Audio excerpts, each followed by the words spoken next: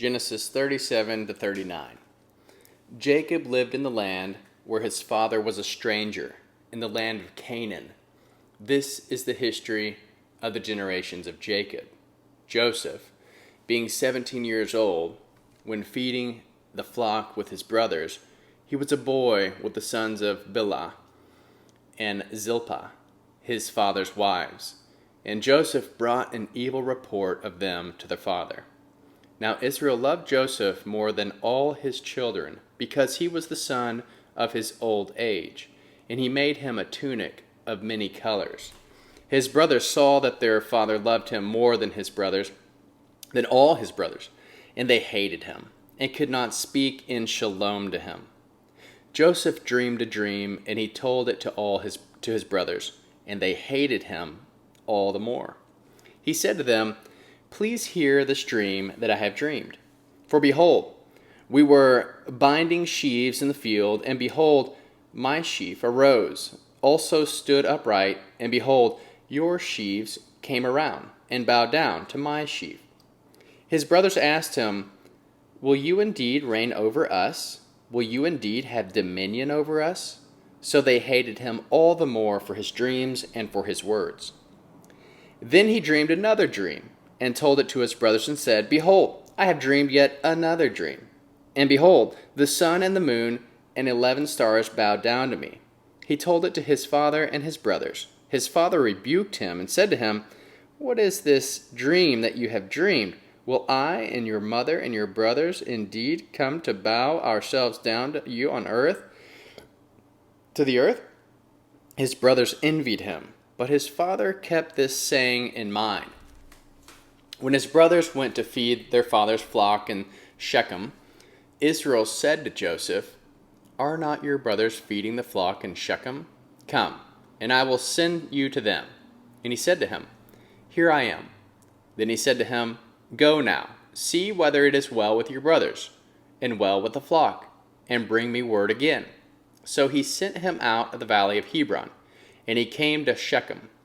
A certain man found him, and behold, he was wandering in the field. The men asked him, "What are you looking for?" So he said, "I am looking for my brothers. Tell me, please, where are they feeding the flock?" And the man said, "They have left here, for I have heard them say, 'Let us go to Dothan.'" Joseph went after his brothers and found them in Dothan. And they saw him afar off, and before he came near to them, they conspired against him to kill him. They said to one another, "Behold, here comes this dreamer. Come now, therefore, and let us kill him, and cast him into the pits. And we will say, 'An evil animal has devoured him.' We will see that what will become of his dreams." Reuben heard it, and delivered him out of their hand, and said, "Let us not take his life." Reuben said to them, "Shed no blood. Throw him into this pit that is in the wilderness, but lay no hand on him, that he might devour him out of that he might deliver him out of their hand, to restore him to his father." When Joseph came to his brothers, they stripped Joseph of his tunic of many colors, that was on him, and they took him and threw him into the pit, and the pit was empty. There was no water in it. They sat down to eat bread, and they lifted up their eyes and looked, and saw a caravan of Ishmaelites was coming from Gilead, with their camels bearing spices and balm and myrrh, going to carry it down to Egypt. Then Judah said to his brothers, "What profit is there if we kill our brother and conceal his blood? Come, and let us sell him to the Ishmaelites, and not let our hand be on him, for he is our brother, our flesh." His brothers listened to him. Then Midianite merchants passed by, and they drew and lifted up Joseph out of the pit, and sold him to the Ishmaelites for 20 pieces of silver. And they brought Joseph into Egypt. Reuben returned to the pit, and saw that Joseph was not in the pit, and he tore his clothes. He returned to his brothers and said, "The child is no more, and where will I go?" They took Joseph's tunic and killed a male goat, dipped the tunic in blood. They took the tunic of many colors, and they brought it to their father and said, "We have found this. Examine it now and see if it is your son's tunic or not." He recognized it and said, "It is my son's tunic. An evil animal has devoured him. Joseph is without doubt torn in pieces." Jacob tore his clothes and put sackcloth on his waist and mourned for his son many days. All his sons and all his daughters rose up to comfort him, but he refused to be comforted. He said, "For I will go down to Sheol to my son, mourning." His father wept for him. The Midianites sold him into Egypt to Potiphar, an officer of Pharaoh's, the captain of the guard.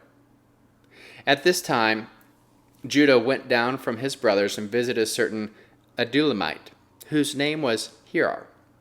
There Judah saw the daughter of a certain Canaanite named Shua.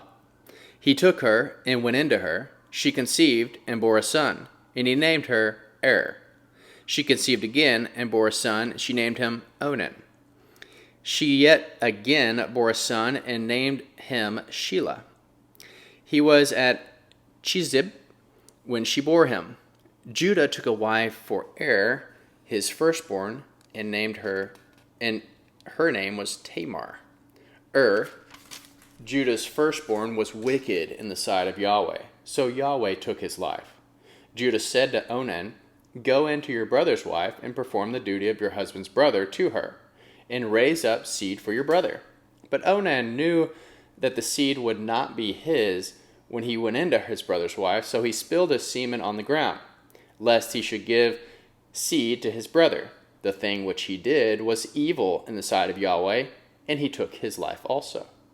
Then Judah said to Tamar, his daughter-in-law, "Remain a widow in your father's house until Shelah, my son, is grown up." For he said, lest he also die, like his brothers. Tamar went and lived in his father's house. After many days, Shua's daughter, the wife of Judah, died. Judah was comforted and went up to his sheep shearers to Timnah, he and his friend Hiram, the Adullamite. Tamar was told, "Behold, your father-in-law is going up to Timnah to shear his sheep." She took off the garments of her widowhood and covered herself with her veil, and wrapped herself and sat in the gate of Enaim, which is in the way to Timnah. For she saw that Shelah was grown up, and she was not given to him as wife. When Judah saw her, he thought that she was a prostitute, for she had covered her face. He turned to her by the way and said, "Please come, let me come into you." For he did not know that she was his daughter-in-law. She said, "What will you give me that you may come into me?" He said, "I will send you a young goat from the flock." She said, "Will you give me a pledge until you send it?" He said, "What pledge will I give you?" She said, "Your signet and your cord and your staff, and that is in your hand." And he gave them to her, and came into her, and she conceived by him.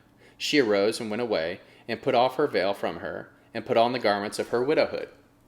Judah sent the young goat by the hand of his friend, the Adullamite, to receive the pledge from the woman's hand, but he did not find her. Then he asked the men in her place, saying, "Where is the prostitute that was in Enaim by the road?" They said, "There has been no prostitute here." He returned to Judah and said, "I have not found her." And also the men of the place said, "There has not been a prostitute here."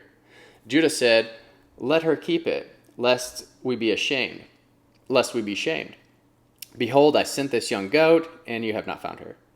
About 3 months later, Judah was told, "Tamar, your daughter-in-law, has played the prostitute, and behold, she is with child by prostitution." Judah said, "Bring her out, and let her be burned." When she was brought out, she sent her father-in-law, saying, "I am with child by the man who owns these."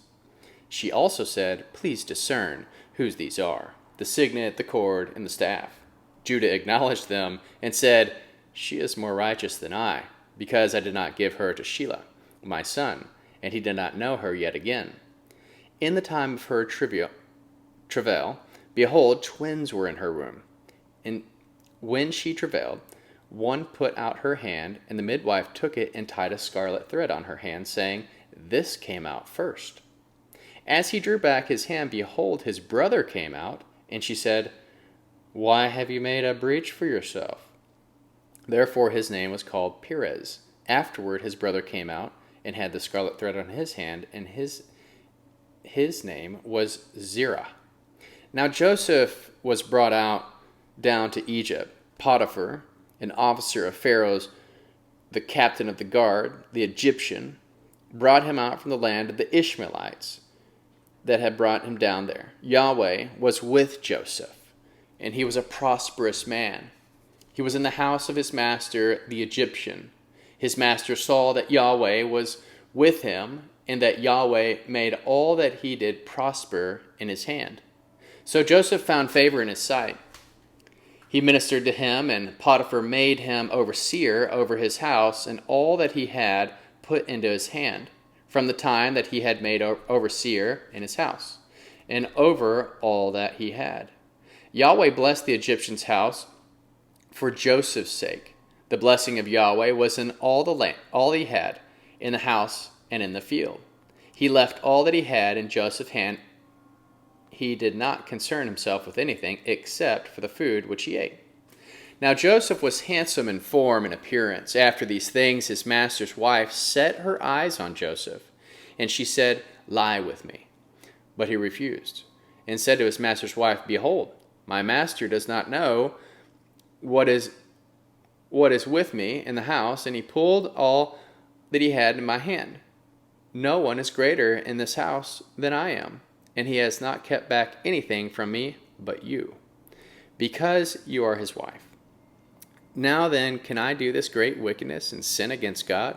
As she spoke to Joseph day by day, he did not listen to her, to lie by her, or to be with her.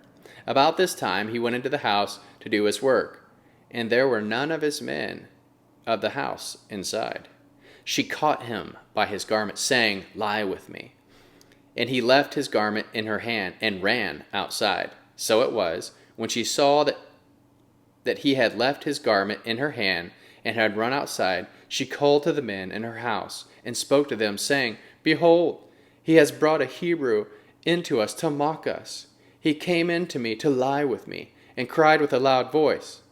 And it came to pass, when he had heard, they lifted up his voice and cried, and he left his garment by me and ran outside. She laid up his garment by her until his master came home. She spoke to him accordingly to these words, saying, "The Hebrew servant whom you have brought to us came in to mock me. And as I lifted up my voice and cried, he left his garment by me and ran outside."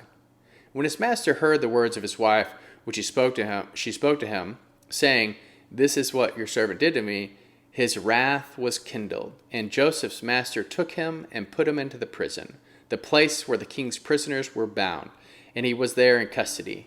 But Yahweh was with Joseph, and showed kindness to him, and gave him favor in the sight of the keeper of the prison.